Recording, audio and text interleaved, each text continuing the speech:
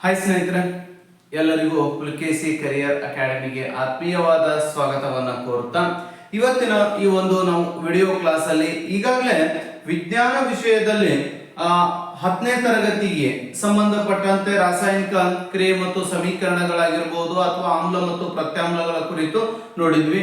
ಈ ಒಂದು video class ಅಲ್ಲಿ ನಾವು ಲೋಹಗಳು ಮತ್ತು ಅಲೋಹಗಳಿಗೆ ಸಂಬಂಧಪಟ್ಟಂತೆ ನೋಡೋಣ. ಹಾಗಾದ್ರೆ ಲೋಹ ಮತ್ತು ಅಲೋಹಗಳು ಪರೀಕ್ಷಾ ದೃಷ್ಟಿಯಿಂದ SSLC ಪರೀಕ್ಷಾ ದೃಷ್ಟಿಯಿಂದ ಅತ್ಯಂತ ಇಂಪಾರ್ಟೆಂಟ್ ಆಗಿರ್ತಕ್ಕಂಥ ಒಂದು ಚಾಪ್ಟರ್. ಇದ್ರ ಮೇಲೆ ಒಂದು 3 ಮಾರ್ಕ್ಸಿಗೆ ಒಂದು ಚಿತ್ರ ಬರುತ್ತೆ ಮತ್ತು ವ್ಯತ್ಯಾಸ ಕೇಳಬಹುದು ಅಥವಾ ಅಪ್ಲೈಡ್ ಕ್ವಶನ್ಸ್ ಗಳು ಸಹಿತ ಈ ಒಂದು ಲೋಹಗಳು ಮತ್ತು ಅಲೋಹಗಳ ಒಂದು ಚಾಪ್ಟರ್ ಮೇಲೆ ಪ್ರಶ್ನೆಗಳು ಬರಬಹುದು. ಹಾಗಾದ್ರೆ ಲೋಹ ಅಂದ್ರೆ ಏನು, ಅಲೋಹ ಅಂದ್ರೆ ಏನು ನೋಡಿ. ಇರ್ತಕ್ಕಂಥ ಒಟ್ಟು ಧಾತುಗಳಲ್ಲಿ ಈಗ ಪ್ರೆಸೆಂಟ್ ಧಾತು ಅಂತ ನಾವು ನೋಡಿದಾಗ ಒಟ್ಟು ಧಾತುಗಳ ಸಂಖ್ಯೆ ಎಷ್ಟಿದಾವೆ ನೋಡಿ. ಒಟ್ಟು ಧಾತುಗಳ ಸಂಖ್ಯೆ ಎಷ್ಟಿದಾವೆ ಅಂದ್ರೆ ಪ್ರಸ್ತುತ 118 ಧಾತುಗಳಿದಾವೆ. ಆ 118 ಧಾತುಗಳಲ್ಲಿ ಏನ್ ಮಾಡ್ತಾರೆ, ಲೋಹಗಳು ಮತ್ತು ಅಲೋಹಗಳು ಅಂತ ಹೊಡಿತಾರೆ, ಲೋಹಗಳು ಅಂತ ಕೂಡ ತಗೋತಾರೆ. ಬಟ್ ಪ್ರಮುಖವಾಗಿ ಧಾತು ಅಂದ್ರೆ ಏನು ಅಂತಂದ್ರೆ ಒಂದೇ ರೀತಿಯ ಪರಮಾಣುಗಳಿಂದ ರಚನೆಯಾಗಿರ್ತಕ್ಕಂಥ ಒಂದೇ ರೀತಿಯ ಪರಮಾಣುಗಳಿಂದ ರಚನೆಯಾಗಿರ್ತಕ್ಕಂಥ ಅಥವಾ ಒಂದೇ ರೀತಿಯ ಪರಮಾಣುಗಳಿಂದ ಮಾಡಲ್ಪಟ್ಟಿರ್ತಕ್ಕಂಥ ಕಣಗಳು ಅಥವಾ ವಸ್ತುಗಳಿಗೆ ಏನು ಕರಿತೀವಿ, ಧಾತು ಅಂತ ಕರಿತೀವಿ. ಅಂತಹ ಧಾತುಗಳು ಪ್ರಸ್ತುತ ಎಷ್ಟಿದಾವೆ ಅಂತಂದ್ರೆ 118 ಇದಾವೆ. ಆ ಧಾತುಗಳನ್ನ 2 ಭಾಗಗಳಾಗಿ ಹೊಡಿತಾರೆ. ಒಂದು ಲೋಹಗಳು, ಇನ್ನೊಂದು ಅಲೋಹಗಳು, ಮೆಟಲ್ಸ್ ಅಂಡ್ ನಾನ್ ಮೆಟಲ್ಸ್ ಅಂತ ಹೊಡಿತಾರೆ. ಹಾಗಾದ್ರೆ ನಾವು ನೋಡ್ತಕ್ಕಂತ ಈ ಒಂದು 118 ಧಾತುಗಳಲ್ಲಿ ಈ ಲೋಹಗಳ ಸಂಖ್ಯೆ, ಪ್ರಸ್ತುತ ಲೋಹಗಳ ಸಂಖ್ಯೆ ಎಷ್ಟಿದಾವೆ ಅಂತಂದ್ರೆ ಪ್ರಸ್ತುತ ಲೋಹಗಳು 96 ಇದಾವೆ.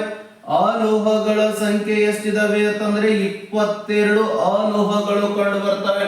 ಹಾಗಾದ್ರೆ ಈ 118 ಧಾತುಗಳಲ್ಲಿ ನಾವು ಕಂಪೇರ್ ಮಾಡಿದಾಗ ಲೋಹಾಬುಗಳನ್ನ ತೆಗಿಬೇಕಾದ್ರೆ, ಲೋಹಾಬುಗಳು ಅಂತ ಪಾರ್ಟ್ ಅನ್ನ ತಗೊಂಡಾಗ, ಮೆಟಲಾಯ್ಡ್ಸ್ ಲೋಹಾಬುಗಳನ್ನ ತಗೊಂಡಾಗ ಸೊ ಇಲ್ಲಿ ಏನಾಗುತ್ತೆ ಅಂದ್ರೆ 6 ಲೋಹಾಬುಗಳು ಕಂಡು ಬರ್ತವೆ. ಹಾಗಾದ್ರೆ ಇಲ್ಲಿ ಲೋಹಗಳು ಅಂತ ಕಂಪೇರ್ ಮಾಡಿದ್ರೆ ಎಷ್ಟಾಗ್ಬಿಡ್ತವೆ, 90 ಲೋಹಗಳು, 6 ಲೋಹಾಬುಗಳು, 22 ಅಲೋಹಗಳಾಗ್ತವೆ.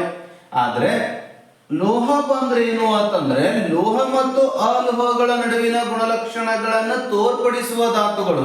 ಅಂದ್ರೆ ಲೋಹದ ಇರಬೇಕು, ಅಲೋಹನು ಇರಬೇಕು. ಇವೆರಡರ ನಡುವಿನ ಗುಣಲಕ್ಷಣಗಳನ್ನ ಯಾವುದು ತೋರ್ಪಡಿಸುತ್ತೆ ಅವುಗಳನ್ನ ಲೋಹ, ಅಥವಾ ಲೋಹದ ಯಾವುದೇ ಭೌತ ಗುಣಲಕ್ಷಣಗಳನ್ನ ಹೊಂದದೆ ಅಲೋಹದ ಕೆಲವು ಭೌತಿಕ ಗುಣಲಕ್ಷಣಗಳನ್ನ ತೋರ್ಪಡಿಸುವ ಧಾತುಗಳಿಗೆ ಏನು ಕರಿತೀವಿ, ಲೋಹಗಳು ಅಂತ ಕೂಡ ಕರಿತೀವಿ.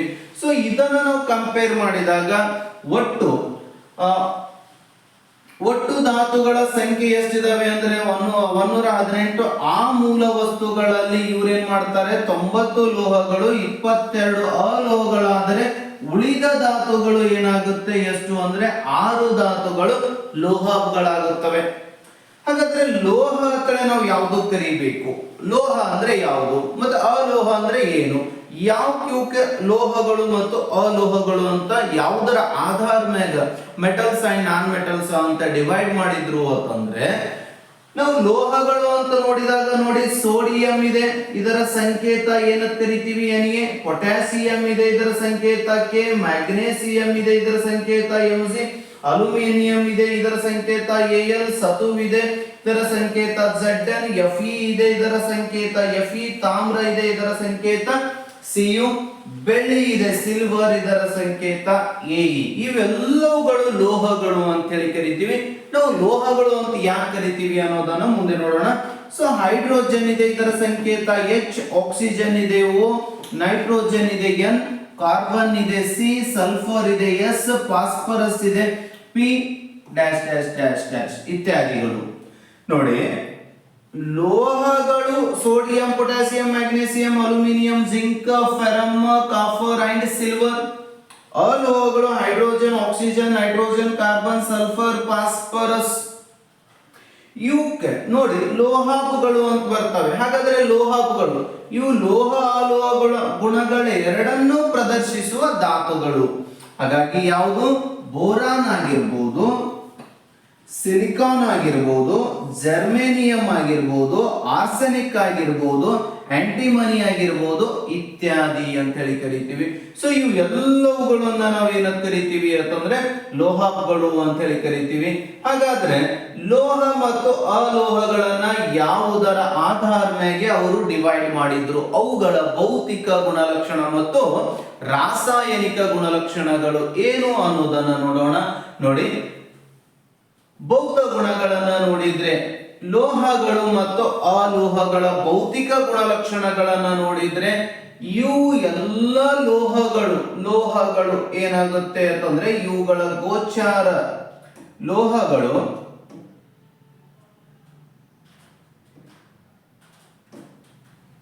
ಇವುಗಳ ಗೋಚರತೆ, ಹೊಳೆಯುವ ಪ್ರಮಾಣ, ಇದು ಎಲ್ಲಾ ಲೋಹಗಳು ಬಹುತೇಕವಾಗಿ ಹೊಳಪಾದ ಮೇಲ್ಮೈಯನ್ನ ಹೊಂದಿರುತ್ತೆ, ಹೊಳೆಯುತ್ತೆ. ಪ್ರತಿಯೊಂದು ಲೋಹಗಳು ಹೊಳೆಯುತ್ತೆ. ಆದ್ರೆ ಅಲೋಹಗಳು ಹೊಳೆಯಂಗಿಲ್ಲ. ಯಾವುದನ್ನ ಬಿಟ್ಟು ಅಂದ್ರೆ ಅಯೋಡಿನ್ ಹೊಳೆಯುತ್ತೆ. ನೆಕ್ಸ್ಟ್ ಇನ್ನೊಂದು ಯಾವುದು ಹೊಳೆಯುತ್ತೆ? ಗ್ರಾಫೈಟ್ ಹೊಳೆಯುತ್ತೆ. ಅಯೋಡಿನ್ ಮತ್ತು ಗ್ರಾಫೈಟ್ ಅನ್ನ ಬಿಟ್ಟು ಉಳಿದೆಲ್ಲ ಅಲೋಹಗಳು ಏನಾಗುವುದಿಲ್ಲ ಅಂದ್ರೆ ಹೊಳೆಯುವುದಿಲ್ಲ. ಎರಡನೇದು ಇವುಗಳ ಕಠಿಣತೆಯನ್ನ ನೋಡಿದ್ರೆ ಬಹುತೇಕವಾಗಿ ಲೋಹಗಳು ಎಲ್ಲವೂ ಕಠಿಣತೆಯನ್ನ ಪ್ರದರ್ಶಿಸುತ್ತವೆ.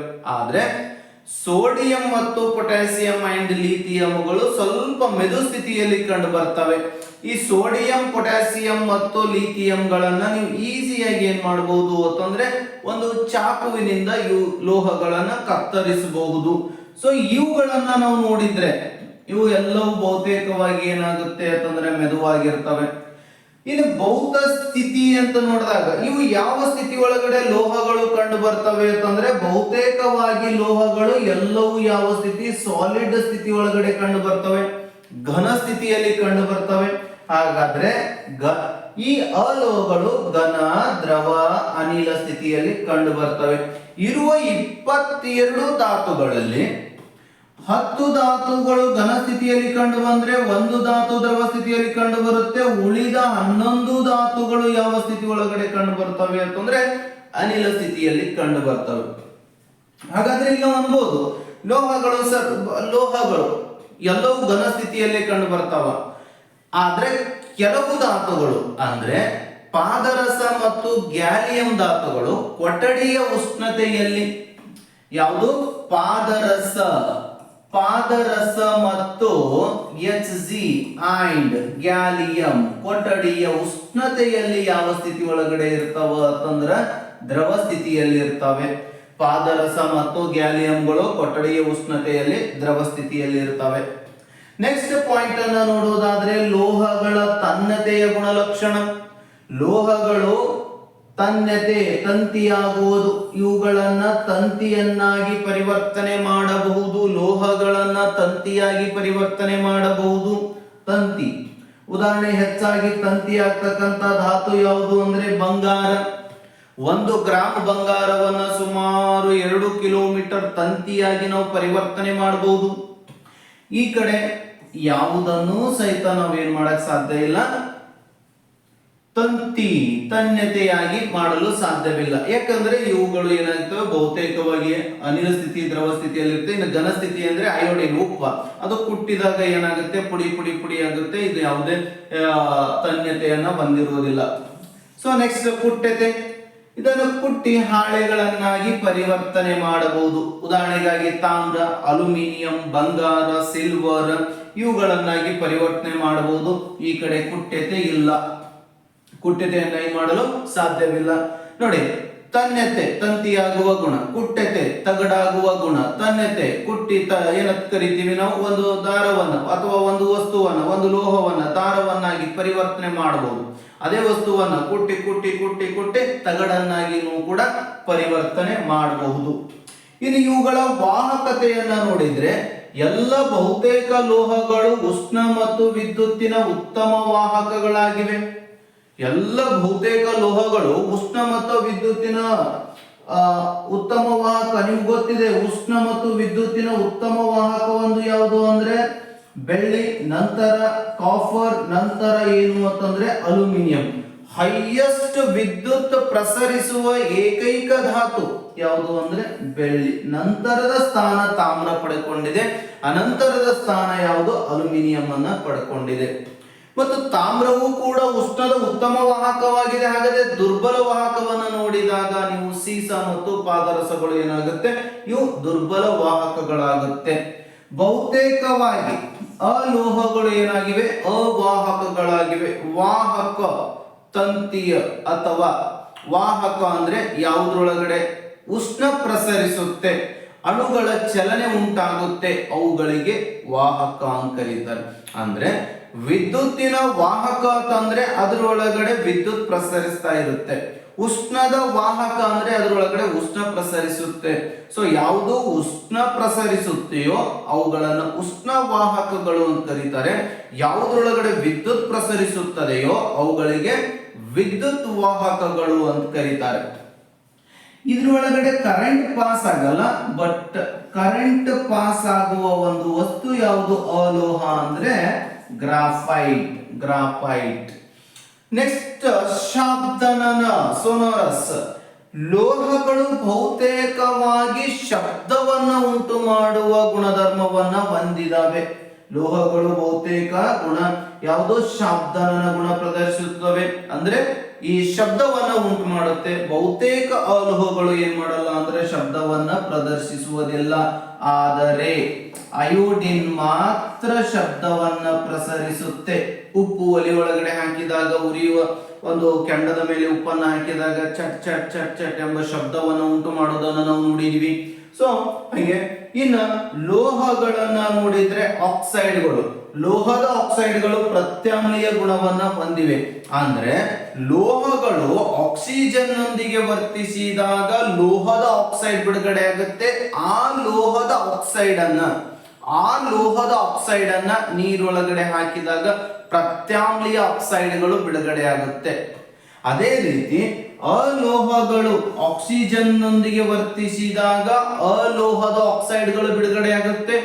ಆ ಅಲೋಹದ ಆಕ್ಸೈಡ್ಗಳನ್ನ ನೀರಿನ ಜೊತೆ ವರ್ತಿಸಿದಾಗ ಆಮ್ಲೀಯತೆ ಬಿಡುಗಡೆ ಆಗುತ್ತೆ. ಸೊ ಇವುಗಳನ್ನ ನಾವೇನು ಕರಿತೀವಿ ಅಂತಂದ್ರೆ ಈ ಭೌತ ಗುಣಲಕ್ಷಣಗಳು ಅಂತ ಹೇಳಿ ಕರಿತೀವಿ. ಇದ್ರ ಒಳಗಡೆ ನಾವು ಕೆಲವೊಂದಿಷ್ಟು ನೀವು ನೋಡಬಹುದು, ಲೋಹಗಳು ಎಲೆಕ್ಟ್ರಾನ್ ಅನ್ನ ದಾನ ಮಾಡ್ತವೆ, ಅಲೋಹಗಳು ಎಲೆಕ್ಟ್ರಾನ್ ಅನ್ನ ಸ್ವೀಕಾರ ಮಾಡ್ಕೋತವೆ. ಸೊ ಲೋಹಗಳು ಬಹುತೇಕವಾಗಿ ಆಮ್ಲದೊಂದಿಗೆ ವರ್ತಿಸಿದಾಗ ಲವಣ ಮತ್ತು ಹೈಡ್ರೋಜನ್ ಅನಿಲವನ್ನು ಬಿಡುಗಡೆ ಮಾಡುತ್ತವೆ. ಸೊ ಇವುಗಳು ಎಲ್ಲವೂ ಏನಾಗುತ್ತೆ ಅಂತಂದ್ರೆ ಇದಕ್ಕೆ ಎಕ್ಸಾಂಪಲ್ಸ್ ಗಳನ್ನ ನಾವು ನೋಡಬಹುದು. ಕೆಲವೊಂದು ಅಪವಾದಗಳು ಅಂತ ಬರ್ತವೆ. ಅಪವಾದ ಅಂದ್ರೆ ಏನು? ನಾವು ಏನ್ ಹೇಳಿದ್ವಿ, ಅಲೋಹಗಳು ಎಲ್ಲವೂ ಹೊಳೆಯುವುದಿಲ್ಲ ಅಂತ ಹೇಳಿದ್ವಿ. ಆದ್ರೆ ನೋಡಿ, ಅಯೋಡಿನ್ ಅಲೋಹವಾದರೂ ಹೊಳೆಯುತ್ತೆ. ಪಾದರಸ ಮತ್ತು ಗ್ಯಾಲಿಯಂ ಲೋಹಗಳಾಗಿದ್ದರೂ ಕೂಡ, ಲೋಹಗಳು ಘನ ಸ್ಥಿತಿಯಲ್ಲಿ ಇರ್ತಾವ ಅಂತ ಹೇಳಿದ್ವಿ. ಆದ್ರೆ ಪಾದರಸ ಮತ್ತು ಗ್ಯಾಲಿಯಂ ಲೋಹಗಳಾಗಿದ್ದರೂ ಕೂಡ ಸಾಮಾನ್ಯ ತಾಪಮಾನದಲ್ಲಿ ಏನಾಗುತ್ತೆ, ದ್ರವ ಸ್ಥಿತಿ ಅಂದ್ರೆ ಕೊಠಡಿಯ ಉಷ್ಣತೆಯಲ್ಲಿ ದ್ರವ ಸ್ಥಿತಿಯಲ್ಲಿರುತ್ತೆ. ಎಲ್ಲಾ ಲೋಹಗಳು ಕಠಿಣತೆಯನ್ನ ಹೊಂದುತ್ತವ ಅಂತ ಹೇಳಿದ್ವಿ. ಆದ್ರೆ ನೋಡಿ, ಲಿಥಿಯಂ, ಸೋಡಿಯಂ, ಪೊಟ್ಯಾಸಿಯಂ ಲೋಹಗಳಾಗಿದ್ದರೂ ಕೂಡ ಇವೇನಾಗಿವೆ, ಮೃದುವಾಗಿದ್ದು ಅವುಗಳನ್ನ ನಾವೇನ್ ಮಾಡಬಹುದು, ಈಸಿಯಾಗಿ ಚಾಕುವಿನಿಂದ ಕತ್ತರಿಸಬಹುದು. ಮತ್ತೆ ಇನ್ನೊಂದು ಪಾಯಿಂಟ್, ಈ ಮೂರು ಧಾತುಗಳನ್ನ ಯಾವುದು, ಲಿಥಿಯಂ ಆಗಿರಬಹುದು, ಪೊಟ್ಯಾಸಿಯಂ ಆಗಿರಬಹುದು, ಸೋಡಿಯಂ ಆಗಿರಬಹುದು, ಈ ಮೂರು ಧಾತುಗಳನ್ನ ಎಲ್ಲಿ ಸಂಗ್ರಹಣೆ ಮಾಡ್ತಾರೆ ಅಂತಂದ್ರೆ ಸೀಮೆ ಎಣ್ಣೆಯಲ್ಲಿ ಸಂಗ್ರಹಣೆ ಮಾಡ್ತಾರೆ ಸ್ನೇಹಿತರೆ. ಯಾಕೆ ಸೀಮೆ ಎಣ್ಣೆಯಲ್ಲಿ ಇವುಗಳನ್ನ ಸಂಗ್ರಹಣೆ ಮಾಡ್ತಾರೆ ಅಂತಂದ್ರೆ ಇವು ವಾತಾವರಣದಲ್ಲಿರ್ತಕ್ಕಂಥ ಗಾಳಿ ಮತ್ತು ನೀರಿನೊಂದಿಗೆ ವೇಗವಾಗಿ ವರ್ತಿಸಿ ಅವುಗಳ ಆಕ್ಸೈಡ್ಗಳನ್ನ ಬಿಡುಗಡೆ ಆಗ್ತವೆ. ಸೊ ಹಾಗಾಗಿ ಇವೇನಾಗುತ್ತೆ ಅಂತಂದ್ರೆ ಕೆಲವೊಂದಿಷ್ಟು ಕ್ರಿಯಾಶೀಲ ಧಾತುಗಳು, ಅತ್ಯಂತ ಕ್ರಿಯಾಶೀಲ ಧಾತು ಸೋಡಿಯಂ ಮತ್ತು ಪೊಟ್ಯಾಸಿಯಂಗಳು. ಹಾಗಾಗಿ ಇವುಗಳನ್ನ ಏನ್ ಮಾಡ್ತಾರೆ ಅಂತಂದ್ರೆ ಸೀಮೆ ಎಣ್ಣೆಯಲ್ಲಿ ಸಂಗ್ರಹಿಸ್ತಾರೆ. ಇನ್ನು ಕಾರ್ಬನ್ ಮೆದು ಸ್ಥಿತಿ ಒಳಗಡೆ ಅಂದ್ರೆ ಅಲೋಹಗಳು ಮೆದು ಸ್ಥಿತಿಯಲ್ಲಿ ಇರ್ತವೆ ಅಂತ ಹೇಳಿದ್ವಿ. ಆದ್ರೆ ಅತ್ಯಂತ ಕಠಿಣ ಸ್ಥಿತಿಯಲ್ಲಿ ಇರ್ತಕ್ಕಂತ ಧಾತು ಯಾವುದು ಅಂತಂದ್ರೆ ವಜ್ರ. ಇದು ಕಠಿಣ ಸ್ಥಿತಿ ಇದ್ರೆ ಮೆದು ಸ್ಥಿತಿಯಲ್ಲಿ ಇರ್ತಕ್ಕಂತ ಧಾತು ಯಾವುದು ಅಂದ್ರೆ ಗ್ರಾಫೈಟ್. ಅತಿ ಹೆಚ್ಚಾಗಿ ಮೆದು ಸ್ಥಿತಿಯನ್ನ ಹೊಂದಿರತಕ್ಕಂತ ಧಾತು ಯಾವುದು ಅಂದ್ರೆ ಗ್ರಾಫೈಟ್. ಗ್ರಾಫೈಟ್ ಮತ್ತು ವಜ್ರ ಇವೆರಡು ಯಾವುವು ಅಂತಂದ್ರೆ ಕಾರ್ಬನ್ ಉತ್ಪನ್ನಗಳು. ನೆಕ್ಸ್ಟ್ ಕಾರ್ಬನ್ ಒಳಗಡೆ ಅಂದ್ರೆ ಅಲೋಹದೊಳಗಡೆ ವಿದ್ಯುತ್ ಪ್ರಸರಿಸಲ್ಲ ಅಂತ ಹೇಳಿದ್ವಿ. ಆದ್ರೆ ವಿದ್ಯುತ್ ಪ್ರಸರಿಸುವ ಏಕೈಕ ಅಲೋಹ ಯಾವುದು ಗ್ರಾಫೈಟ್ ಆಗಿದೆ. ಸೊ ಗ್ರಾಫೈಟ್ ಆಗಿದೆ. ಇಂಥವು ಇವು ಏನಾಗುತ್ತೆ ಅಂತಂದ್ರೆ ಬಹುತೇಕವಾಗಿ ನಮಗೆ ಗೊತ್ತಾಗುತ್ತೆ. ಇನ್ನು ಚಿನ್ನವು ಅತಿ ಹೆಚ್ಚು ಕುಟ್ಟೆತೆ ತನ್ಯತೆ ಗುಣಧರ್ಮವನ್ನ ಹೊಂದಿದೆ. 1 ಗ್ರಾಮ್ ಚಿನ್ನವನ್ನ ನಾವೇನ್ ಮಾಡಬಹುದು 2 ಕಿಲೋಮೀಟರ್ ಉದ್ದದ ತಂತಿಯನ್ನಾಗಿ ಪರಿವರ್ತನೆ ಮಾಡಬಹುದು. ನೋಡಿ, ಬೆಳ್ಳಿ ಮತ್ತು ತಾಮ್ರಗಳು ಉಷ್ಣದ ಉತ್ತಮ ವಾಹಕಗಳು. ಉಷ್ಣ ಅಷ್ಟೇ ಅಲ್ಲದೆ ವಿದ್ಯುತ್ತಿನ ಉತ್ತಮ ವಾಹಕಗಳು ಕೂಡ. ಆದ್ರೆ ಸೀಸ ಮತ್ತು ಪಾದರಸಗಳು ಏನಾಗುತ್ತೆ ವಿದ್ಯುತ್ ಉಷ್ಣದ ದುರ್ಬಲ ವಾಹಕಗಳು ಅಂತೇಳಿ ಕರಿತೀವಿ ಸ್ನೇಹಿತರೆ. ಈಗ ರಾಸಾಯನಿಕ ಗುಣಗಳು ಅಂತ ನೋಡ್ತೀವಿ. ಸೊ ರಾಸಾಯನಿಕ ಗುಣಗಳು ಅಂದ್ರೆ ಲೋಹಗಳು ಮತ್ತು ಅಲೋಹಗಳು ಯಾವ ರೀತಿ ವರ್ತನೆಯನ್ನ ಮಾಡ್ತವೆ ನೋಡಿ.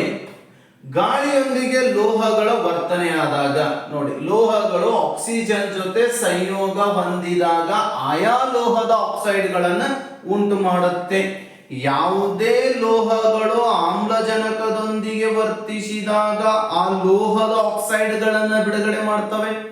ಅಲೋಹಗಳು ಕೂಡ ಆಕ್ಸಿಜನ್ ನೊಂದಿಗೆ ವರ್ತಿಸಿದಾಗ ಅಲೋಹದ ಆಕ್ಸೈಡ್ಗಳನ್ನ ಬಿಡುಗಡೆ ಮಾಡ್ತವೆ.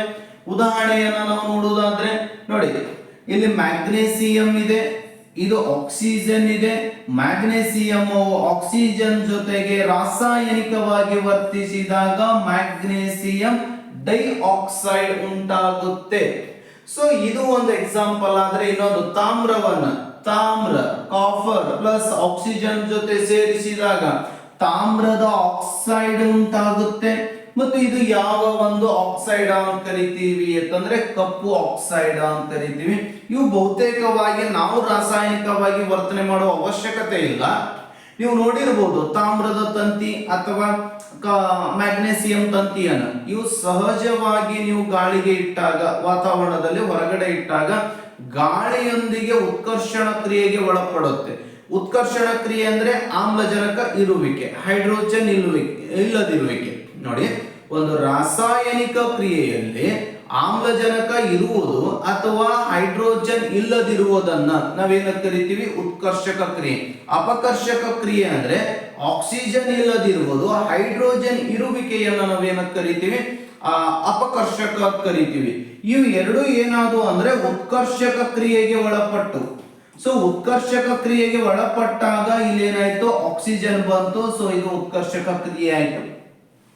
ತಾಮ್ರ ಹೊಸದಿದ್ದಾಗ ಅಪಕರ್ಷಕವಾಗಿರುತ್ತೆ, ವಾತಾವರಣದ ಜೊತೆ ಕೂಡ್ಕೊಂಡಾಗ ಇದೇನಾಯ್ತು ಅಂದ್ರೆ ಉತ್ಕರ್ಷಕ ಕ್ರಿಯೆಗೆ ಒಳಪಡ್ತು. ಅವಾಗ ಕಾಫರ್ ಆಕ್ಸೈಡ್ ಆಯ್ತು, ಅದರ ಮೇಲೆ ಕಪ್ಪು ಪದರ ಉಂಟಾಯಿತು. ಸೊ ಹಾಗಾಗಿ ಇವೆರಡು ಏನಾಯ್ತು ಅಂತಂದ್ರೆ ಸಹಜವಾಗಿ ಆಕ್ಸಿಜನ್ ಜೊತೆ ವರ್ತನೆ ಮಾಡಿದಾಗ ಆಯಾ ಲೋಹದ ಆಕ್ಸೈಡ್ಗಳು ಸಹಜವಾಗಿ ಬಿಡುಗಡೆ ಆಗುತ್ತೆ. ನೀವು ಅದೇ ರೀತಿಯಾಗಿ ಅಲ್ಯೂಮಿನಿಯಂ ಅನ್ನು ನೋಡಿ, ಅಲ್ಯೂಮಿನಿಯಂ ಆಕ್ಸಿಜನ್ ಜೊತೆಗೆ ವರ್ತಿಸಿದಾಗ ಅಲ್ಯೂಮಿನಿಯಂ ಆಕ್ಸೈಡ್ ಅನ್ನ ಬಿಡುಗಡೆ ಮಾಡುತ್ತೆ. ಇವು 4Al ಅನ್ನೋದು ಬ್ಯಾಲೆನ್ಸಿಂಗ್ ಇಕ್ವೇಶನ್ ಮಾಡ್ತಾರೆ. ಸೊ ನೆಕ್ಸ್ಟ್ ಪಾಯಿಂಟ್ ಅನ್ನು ನಾವು ನೋಡುವುದಾದ್ರೆ ನೋಡಿ, ಮ್ಯಾಗ್ನೇಸಿಯಂ, ಅಲ್ಯೂಮಿನಿಯಂ ಸತು ಇತ್ಯಾದಿ ಲೋಹಗಳ ಹೊರಪದರವು ತೆಳುವಾದ ಆಕ್ಸೈಡ್ ಪದರದಿಂದ ಏನಾಗಿರುತ್ತೆ ಮುಚ್ಚಿರುತ್ತೆ. ಈ ರಕ್ಷಣಾತ್ಮಕ ಆಕ್ಸೈಡ್ ಪದರವು ಲೋಹವು ಇನ್ನಷ್ಟು ಉತ್ಕರ್ಷಣ ಹೊಂದುವುದನ್ನ ತಡೆಯುತ್ತೆ. ನೀವು ಉತ್ಕರ್ಷಣ ಅಂದಾಗ ತಿಳ್ಕೊಂಡ್ಬಿಡಿ ಏನು ಅಂದ್ರೆ ಅದಕ್ಕೆ ಆಕ್ಸಿಜನ್ ಬಂದು ಕೂಡುತ್ತೆ, ಅದ್ರ ಜೊತೆಗೆ ಆಕ್ಸಿಜನ್ ಸಂಯೋಗ ಬಂದುತ್ತೆ. ನೆಕ್ಸ್ಟ್, ನೀವು ಯಾವುದೇ ವಸ್ತುವನ್ನು ಕಾಸಿದಾಗ ಕಬ್ಬಿಣ ಉರಿಯುವುದಿಲ್ಲ, ಆದರೆ ಕಬ್ಬಿಣದ ರಜಗಳನ್ನು ಬರ್ನರ್ನ ಜ್ವಾಲೆಯ ಮೇಲೆ ಚಿಮುಕಿಸಿದಾಗ ಕ್ಷಿಪ್ರವಾಗಿ ಏನಾಗುತ್ತೆ ಉರಿಯುತ್ತವೆ. ಸೊ ಇವುಗಳು ಏನಾಗುತ್ತೆ, ಯಾವುದರ ಮೆಲ್ಟಿಂಗ್ ಪಾಯಿಂಟ್, ನಮಗೆ ಇದನ್ನ ಸಹಜವಾಗಿ ಕಬ್ಬಿಣವನ್ನು ಕಾಯಿಸಬೇಕಾದಾಗ ನಮಗೆ ಅದರ ಒಂದು ಜ್ವಲನ ತಾಪಮಾನ ಏನ್ ಬೇಕಾಗುತ್ತೆ, ಹೆಚ್ಚಿಗೆ ಬೇಕಾಗುತ್ತೆ. ಬನ್ಷನ್ ಬರ್ನರ್ದ ಒಂದು ಜ್ವಲನದ ಜ್ವಾಲೆಯ ತಾಪಮಾನ ಹೆಚ್ಚಾಗಿರುತ್ತೆ. ಸೊ ಈಸಿಯಾಗಿ ಅದನ್ನು ನಾವು ಉರಿಸಬಹುದು. ಬೆಳ್ಳಿ ಮತ್ತು ಚಿನ್ನ ಹೆಚ್ಚಿನ ಉಷ್ಣತೆಯಲ್ಲೂ ಆಕ್ಸಿಜನ್ ಜೊತೆ ವರ್ತಿಸುವುದಿಲ್ಲ. ನೋಡಿ, ಲೋಹಗಳಲ್ಲಿ ಕೆಲವು ಕ್ರಿಯಾಶೀಲತೆ ಬರುತ್ತೆ, ಕೆಲವು ಮಧ್ಯಮ ಕ್ರಿಯಾಶೀಲತೆ ಬರುತ್ತೆ, ಕೆಲವು ಮಂದ ಕ್ರಿಯಾಶೀಲತೆ ಬರುತ್ತೆ, ಕೆಲವು ಕ್ರಿಯಾಶೀಲತೆನೇ ಆಗುವುದಿಲ್ಲ. ಅವುಗಳನ್ನು ಕೂಡ ನಾವು ಮಂದ ಕ್ರಿಯಾಶೀಲತೆ ಹಂತದೊಳಗೆ ಪ್ಲಾಟಿನಂ ಆಗಿರ್ಬೋದು, ಬೆಳ್ಳಿ ಆಗಿರ್ಬೋದು, ಚಿನ್ನ ಆಗಿರ್ಬೋದು. ಯಥೇಚ್ಛವಾಗಿ ಪ್ಲಾಟಿನಂ ಮತ್ತು ಚಿನ್ನ ಇವು ಕ್ರಿಯಾಶೀಲತೆ ಒಳಪಡದೆ ಇರತಕ್ಕಂತ ಧಾತುಗಳು, ಮುಕ್ತ ಸ್ಥಿತಿ ಒಳಗಡೆ ಸಿಗ್ತಕ್ಕಂತ ಧಾತುಗಳು ಅಥವಾ ಗಾಳಿಯೊಂದಿಗೆ ವರ್ತಿಸದೇ ಇರುವ ಧಾತುಗಳು ಅಂತ ಹೇಳಿ ಕರಿತೀವಿ ಸ್ನೇಹಿತರೆ. ಸೊ ಹಾಗಾಗಿ ಬೆಳ್ಳಿ, ಚಿನ್ನ ಅಥವಾ ಪ್ಲಾಟಿನಂಗಳು ಸಹಜವಾಗಿ ಗಾಳಿಯೊಂದಿಗೆ ವರ್ತಿಸದೆ, ಆದರೆ ಬೆಳ್ಳಿ ಸ್ವಲ್ಪ ಉಷ್ಣತೆಯೊಂದಿಗೆ ಏನಾಗುತ್ತೆ, ವರ್ತನೆ ಆಗುತ್ತೆ. ವಾತಾವರಣದಲ್ಲಿರ್ತಕ್ಕಂಥ ಸಲ್ಫರ್, ದೇಹದ ಸಲ್ಫರ್ ಜೊತೆಗೆ ಬೆಳ್ಳಿ ಏನಾಗುತ್ತೆ, ವರ್ತನೆ ಆಗುತ್ತೆ. ಅವಾಗ ಅದರ ಮೇಲೆ ಕಪ್ಪು ಪೊರೆ ಬರಬಹುದು. ನೆಕ್ಸ್ಟ್ ಪಾಯಿಂಟ್ ಅನ್ನು ನೋಡಿದಾಗ, ಸೋಡಿಯಂ ಪೊಟ್ಯಾಸಿಯಂ ಲೋಹಗಳು ಗಾಳಿಗೆ ತೆರೆದಿಟ್ಟಾಗ ಕ್ಷಿಪ್ರವಾಗಿ ವರ್ತಿಸಿ ಬೆಂಕಿ ಹೊತ್ತಿಕೊಳ್ಳುತ್ತವೆ. ಆದ್ದರಿಂದ ಇವೆರಡೂ ಧಾತುಗಳನ್ನ ಈಗಾಗಲೇ ತಿಳಿಸಿರುವ ಹಾಗೆ ಅಲ್ಲಿ ಸೀಮೆ ಎಣ್ಣೆಯಲ್ಲಿ ಸಂಗ್ರಹಿಸಿಟ್ಟಿರುತ್ತಾರೆ. ಅಂಪೋಟೆರಿಕ್ ಎಕ್ಸಾಮ್ಗೆ ತುಂಬಾನೇ ಇಂಪಾರ್ಟೆಂಟ್ ಆಗಿರ್ತಕ್ಕಂಥ ಪಾಯಿಂಟ್ ಇದು. ಯಾವುದು ಅಂತಂದ್ರೆ ಅಂಪೋಟೆರಿಕ್, ಉಭಯಧರ್ಮಿ ಧಾತು. ಉಭಯಧರ್ಮಿ ಧಾತು ಅಂತಂದ್ರೆ ಉಭಯಧರ್ಮಿ ಧಾತು. ಈಗ ನಾವು ಹೇಳ್ತೀವಿ ಉಭಯಧರ್ಮಿ ಪ್ರಾಣಿ, ಕಪ್ಪೆ, ಜೀವಿ, ಕಪ್ಪೆ ನೀರು ಮತ್ತು ನೆಲದ ಮೇಲೆ ವಾಸಿಸುವುದರಿಂದ ಅದನ್ನ ಉಭಯವಾಸಿ ಜೀವಿ ಅಂತೇಳಿ ಕರಿತೀವಿ. ಅದೇ ತರ ಈ ರಸಾಯನಶಾಸ್ತ್ರದೊಳಗಡೆ ಉಭಯಧರ್ಮಿ ಆಕ್ಸೈಡ್ಗಳು ಅಂತ ಬರ್ತವೆ. ಸೊ ಅಲ್ಯೂಮಿನಿಯಂ ಆಕ್ಸೈಡ್, ಸತುವಿನ ಆಕ್ಸೈಡ್ಗಳಂತ ಕೆಲವು ಲೋಹದ ಆಕ್ಸೈಡ್ಗಳು ಆಮ್ಲೀಯ, ನೋಡಿ ಆಮ್ಲೀಯ ಮತ್ತು ಪ್ರತ್ಯಾಮ್ಲೀಯ ಗುಣಗಳೆರಡನ್ನೂ ಪ್ರದರ್ಶನ ಮಾಡುತ್ತೆ. ಯಾವುದು ಆಮ್ಲೀಯ ಮತ್ತು ಪ್ರತ್ಯಾಮ್ಲೀಯ ಗುಣಧರ್ಮವನ್ನು ಪ್ರದರ್ಶನ ಮಾಡುತ್ತೆ ಅಂತಹವುಗಳನ್ನ ಏನಂತ ಕರಿತೀವಿ ಅಂದ್ರೆ ಉಭಯಧರ್ಮಿ ಆಕ್ಸೈಡ್ಗಳು ಅಂತ ಕರಿತೀವಿ. ಆ ಪ್ರದರ್ಶನ ಮಾಡಿದಾಗ ಏನ್ ಉಂಟಾಗಬೇಕು ನೋಡಿ, ಆಮ್ಲ ಮತ್ತು ಪ್ರತ್ಯಾಮ್ಲಗಳೊಂದಿಗೆ ವರ್ತಿಸಿದಾಗ ಲವಣ, ನೀರು ಬಿಡುಗಡೆ ಆಗುತ್ತೆ. ಅದೇ ತರ ನೀವು ನೋಡಬಹುದು ಇಲ್ಲಿ ನೋಡಿ, ಇಂಥ ಲೋಹದ ಆಕ್ಸೈಡ್ಗಳು ಆಮ್ಲ ಪ್ರತ್ಯಾಮ್ಲಗಳ ಎರಡರ ಜೊತೆಗೂ ಪ್ರತಿವರ್ತಿಸಿದಾಗ ಲವಣ ಮತ್ತು ನೀರನ್ನು ಉತ್ಪತ್ತಿ ಮಾಡುತ್ತವೆ. ಇವುಗಳನ್ನ ಏನಂತ ಕರಿತೀವಿ, ಅಂಪೋಟೆರಿಕ್ ಆಕ್ಸೈಡ್ಸ್ ಆರ್ ಉಭಯಧರ್ಮಿ ಆಕ್ಸೈಡ್ಸ್ ಗಳು ಅಂತ ಹೇಳಿ ಕರಿತೀವಿ. ಹಾಗಾದ್ರೆ ನೋಡಬಹುದು Al2O3 ಪ್ಲಸ್ HCl ಇದು ಪ್ರತ್ಯಾಮ್ಲ, ಆಮ್ಲ. ಇಲ್ಲಿ AlCl3 ಆಯ್ತು, 3H2O ಆಮ್ಲದೊಂದಿಗೆ ವರ್ತಿಸಿದಾಗ. ಇನ್ನ ಒಂದನ್ನ ನೋಡಿ, ಇದು ಪ್ರತ್ಯಾಮ್ಲದೊಂದಿಗೆ ವರ್ತಿಸಿದಾಗ ಆಮ್ಲ ಅಂದ್ರೆ H ಪ್ಲಸ್ ಅಯಾನು ಇರಬೇಕು, ಪ್ರತ್ಯಾಮ್ಲ ಅಂದ್ರೆ OH ಮೈನಸ್ ಅಯಾನು. ಆಮ್ಲಗಳು pH ಮೌಲ್ಯ 7ಕ್ಕಿಂತ ಕಡಿಮೆ ಇರುತ್ತೆ, ಪ್ರತ್ಯಾಮ್ಲಗಳ pH ಮೌಲ್ಯ 7ಕ್ಕಿಂತ ಹೆಚ್ಚು, 14ಕ್ಕಿಂತ ಕಡಿಮೆ ಅಥವಾ 14 ಇರಬೇಕು. ಆಮ್ಲಗಳು ನೀಲಿ ಲಿಟ್ಮಸ್ ಕಾಗದವನ್ನ ಕೆಂಪು ಲಿಟ್ಮಸ್ ಕಾಗದವನ್ನಾಗಿ ಪರಿವರ್ತನೆ ಮಾಡ್ತವೆ. ಪ್ರತ್ಯಾಮ್ಲಗಳು ಕೆಂಪು ಲಿಟ್ಮಸ್ ಕಾಗದವನ್ನ ನೀಲಿ ಲಿಟ್ಮಸ್ ಕಾಗದವನ್ನಾಗಿ ಪರಿವರ್ತನೆ ಮಾಡ್ತವೆ. So sodium aluminate and water ಇಲ್ಲಿ ಬಿಡುಗಡೆ ಆಗುತ್ತೆ. ಇದನ್ನ ನಾವು ಏನು ಕರಿತೀವಿ ಅಂತಂದ್ರೆ ಲವಣ ಕರಿತೀವಿ ಮತ್ತು ನೀರು. ಸ್ನೇಹಿತರೆ ಈ ಪಾಯಿಂಟ್ ನೆನಪಿರ್ಲಿ, ಯಾವುದು ಅಂದ್ರೆ ಆಮ್ಲಗಳು ಪ್ಲಸ್ ಪ್ರತ್ಯಾಮ್ಲಗಳೊಂದಿಗೆ ವರ್ತಿಸಿದಾಗ ಏನ್ ಬಿಡುಗಡೆ ಆಗುತ್ತೆ, ಲವಣ ಪ್ಲಸ್ ನೀರು. ಲವಣ ಪ್ಲಸ್ ನೀರು, ಯಾವುದೇ ಆಮ್ಲಗಳಾಗಿರ್ಲಿ ಅವು ಪ್ರತ್ಯಾಮ್ಲಗಳೊಂದಿಗೆ ವರ್ತಿಸಿದಾಗ, ಆಮ್ಲಗಳೊಂದಿಗೆ ವರ್ತಿಸಿದಾಗ ಲವಣ ನೀರು ಬಿಡುಗಡೆ ಆಗುತ್ತೆ. ಅದೇ ಆಮ್ಲ ಏನಾದರೂ ಲೋಹಗಳೊಂದಿಗೆ ವರ್ತನೆ ಮಾಡಿದಾಗ ಲವಣ ಪ್ಲಸ್ ಏನ್ ಬಿಡುಗಡೆ ಆಗುತ್ತೆ, ಹೈಡ್ರೋಜನ್ ಬಿಡುಗಡೆ ಆಗುತ್ತೆ. ಲವಣ ಪ್ಲಸ್ ಹೈಡ್ರೋಜನ್ ಬಿಡುಗಡೆ ಆಗುತ್ತೆ. ಅದೇ ಲೋಹಗಳು ಕಾರ್ಬೋನೇಟ್ ನೊಂದಿಗೆ, ಆಮ್ಲ ಅಥವಾ ಪ್ರತ್ಯಾಮ್ಲಗಳು ಕಾರ್ಬೋನೇಟ್ ನೊಂದಿಗೆ ಅಥವಾ ಹೈಡ್ರೋಜನ್ ಕಾರ್ಬೋನೇಟ್ ನೊಂದಿಗೆ ವರ್ತಿಸಿದಾಗ ಲವಣ ಪ್ಲಸ್ ಕಾರ್ಬನ್ ಡೈಆಕ್ಸೈಡ್ ಪ್ಲಸ್ ಏನು ನೀರು ಬಿಡುಗಡೆ ಆಗುತ್ತೆ. ಸೊ ಇವುಗಳು ಏನು ಸಹಜವಾಗಿರ್ತಕ್ಕಂಥ ಪಾಯಿಂಟ್ಸ್ ಗಳು ಅಂತ ಹೇಳಿ ನೋಡ್ತೀವಿ. ಸೊ ನೆಕ್ಸ್ಟ್ ಪಾಯಿಂಟ್ ಅನ್ನು ನೋಡುವುದಾದ್ರೆ ನೀರಿನೊಂದಿಗೆ ಲೋಹಗಳ ವರ್ತನೆ. ಸೊ ನೀರಿನೊಂದಿಗೆ ಲೋಹಗಳು ಯಾವ ತರನಾಗಿ ವರ್ತನೆ ಆಗುತ್ತೆ ಅಂತಂದ್ರೆ ನೋಡಿ, ಕೆಲವು ಲೋಹಗಳು ಉದಾಹರಣೆ ಪೊಟ್ಯಾಸಿಯಂ ಆಗಿರ್ಬೋದು, ಸೋಡಿಯಂ ಆಗಿರ್ಬೋದು, ಇವು ನೀರಿನೊಂದಿಗೆ ಕ್ಷಿಪ್ರವಾಗಿ ವರ್ತನೆ ಆಗ್ತಕ್ಕಂಥ ಧಾತುಗಳು. ಕೆಲವು ನೀರಿನೊಂದಿಗೆ ವರ್ತನೆ ಆಗದೆ ಇರತಕ್ಕಂಥ ಧಾತುಗಳು ಕೂಡ ಇದಾವೆ. ಆದರೆ ನೀರಿಗೆ ಈ ಧಾತುವನ್ನ ಹಾಕಿದ ತಕ್ಷಣ, ಸೇರಿಸಿದಾಗ ತತ್ಕ್ಷಣ ಕ್ಷಿಪ್ರವಾಗಿ ಏನಾಗುತ್ತೆ, ತನ್ನ ಕ್ರಿಯೆಯನ್ನ ಬಿಡುಗಡೆ ಮಾಡುತ್ತೆ. ಉದಾಹರಣೆ ಯಾವುದು ಅಂದ್ರೆ ಪೊಟ್ಯಾಸಿಯಂ. ಉದಾಹರಣೆಯಾಗಿ ನೋಡುವುದಾದ್ರೆ ಯಾವುದು, ಪೊಟ್ಯಾಸಿಯಂ ಮತ್ತು ಸೋಡಿಯಂ ನಂತ ಲೋಹಗಳು ಅತ್ಯಂತ ರಭಸವಾಗಿ ಎದುರ ಜೊತೆಗೆ ತಣ್ಣೀರಿನ ಜೊತೆ ಪ್ರದರ್ಶಿಸುತ್ತವೆ. ಹಾಗಾದ್ರೆ ಈ ಕ್ರಿಯೆಯು ಅತಿ ಬಹಿರುಷ್ಣಕವಾಗಿರುವುದರಿಂದ ಇಲ್ಲಿ ಏನ್ ಬಿಡುಗಡೆ ಆಗುತ್ತೆ ಅಂತಂದ್ರೆ ಹೈಡ್ರೋಜನ್ ಅನಿಲವು ತಕ್ಷಣವೇ ಏನಾಗುತ್ತೆ, ಹೊತ್ತಿಕೊಂಡು ಉರಿಯತೊಡಗುತ್ತೆ. ಹಾಗಾದ್ರೆ ಏನು ಕರಿಬಹುದು ಅಂದ್ರೆ ಲೋಹಗಳು ನೀರಿನ ಜೊತೆ ಪ್ರತಿವರ್ತಿಸಿದಾಗ ಲೋಹದ ಆಕ್ಸೈಡ್ ಪ್ಲಸ್ ಹೈಡ್ರೋಜನ್ ಅನಿಲವನ್ನ ಬಿಡುಗಡೆ ಮಾಡುತ್ತವೆ. ಆದರೆ ಎಲ್ಲಾ ಲೋಹಗಳು ನೀರಿನ ಜೊತೆಗೆ ಪ್ರತಿವರ್ತಿಸುವುದಿಲ್ಲ. ಉದಾಹರಣೆ ಕಬ್ಬಿಣ ನೀರಿನ ಜೊತೆಗೆ ವರ್ತನೆ ಮಾಡಲ್ಲ, ಬಂಗಾರ ನೀರಿನ ಜೊತೆ ವರ್ತನೆ ಮಾಡಲ್ಲ, ಬೆಳ್ಳಿ ನೀರಿನ ಜೊತೆ ವರ್ತನೆ ಮಾಡಲ್ಲ. ಹಂಗ ಇಲ್ಲಿ ಏನಾಗುತ್ತೆ ಅಂದ್ರೆ ಪೊಟ್ಯಾಸಿಯಂ ನೀರಿನ ಜೊತೆ ಹಾಕಿದಾಗ ಪೊಟ್ಯಾಸಿಯಂ ಹೈಡ್ರಾಕ್ಸೈಡ್ ಹೈಡ್ರೋಜನ್ ಪ್ಲಸ್ ಬಹಿರುಷ್ಣಕ ಕ್ರಿಯೆಯಿಂದ ಉಷ್ಣ ಶಕ್ತಿ ಬಿಡುಗಡೆ ಆಗುತ್ತೆ. ಅದೇ ರೀತಿ ಸೋಡಿಯಂ ನೀರಿನ ಜೊತೆ ವರ್ತನೆ ಮಾಡಿದಾಗ ಸೋಡಿಯಂ ಹೈಡ್ರಾಕ್ಸೈಡ್ ಪ್ಲಸ್ ಹೈಡ್ರೋಜನ್ ಉಷ್ಣ ಶಕ್ತಿ ಬಿಡುಗಡೆ ಆಗುತ್ತೆ. ಮತ್ತು ನೀರಿನೊಂದಿಗೆ ಕ್ಯಾಲ್ಸಿಯಂ ಪ್ರತಿವರ್ತನೆನೂ ಕೂಡ ಬಹಿರುಷ್ಣಕ ಕ್ರಿಯೆಯನ್ನು ಉಂಟು ಮಾಡುತ್ತೆ. ಅದೇ ತೀವ್ರತೆ ಕಡಿಮೆ, ಆದರೆ compare to potassium and sodium ಮತ್ತು ಪೊಟ್ಯಾಸಿಯಂಗೆ ಕಂಪೇರ್ ಮಾಡಿದಾಗ ಈ ಕ್ಯಾಲ್ಸಿಯಂ ಸುಣ್ಣದ ಕಲ್ಲು ಅಂತ ಏನ್ ಕರಿತೀವಿ, ಕ್ಯಾಲ್ಸಿಯಂ ಕಾರ್ಬೋನೇಟ್ ನೀರಿಗೆ ಹಾಕಿದಾಗ ಅದನ್ನೂ ಕೂಡ ಏನಾಗುತ್ತೆ, ಬಹಿರುಷ್ಣಕ ಕ್ರಿಯೆಯನ್ನು ಉಂಟು ಮಾಡುತ್ತೆ. ಆದರೆ ಅದರ ಪ್ರಮಾಣ ಏನಾಗುತ್ತೆ, ಸ್ವಲ್ಪ ಕಡಿಮೆಯಾಗುತ್ತೆ.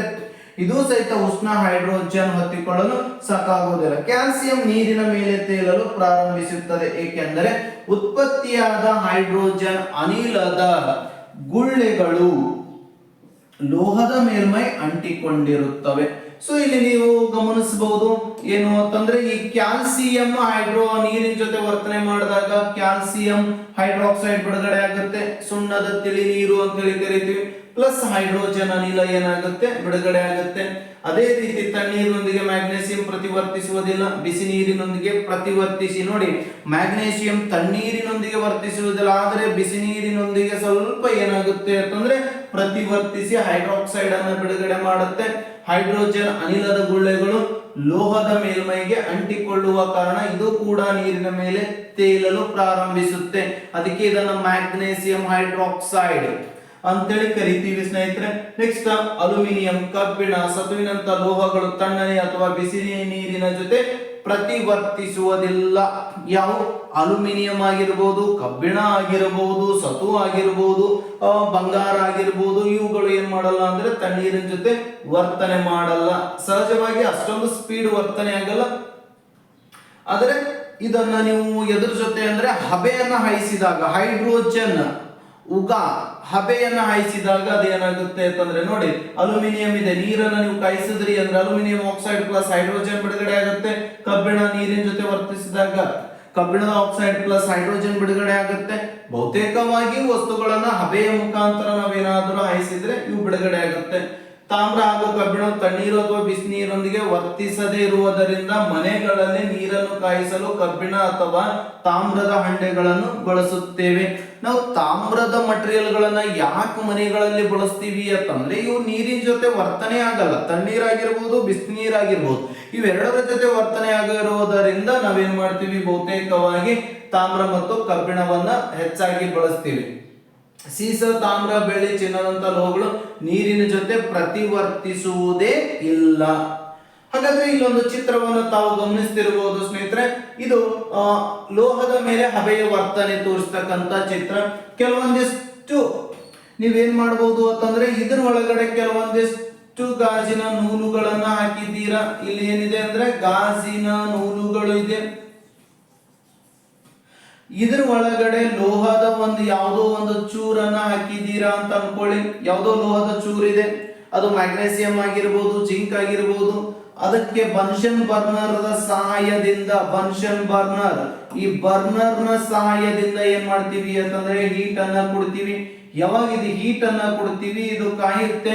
ಇದ್ರ ಮುಖಾಂತರ ಏನಾಗುತ್ತೆ, ಒಂದು ಹೈಡ್ರೋಜನ್ ಹಬೆ ಬಿಡುಗಡೆ ಆಗುತ್ತೆ.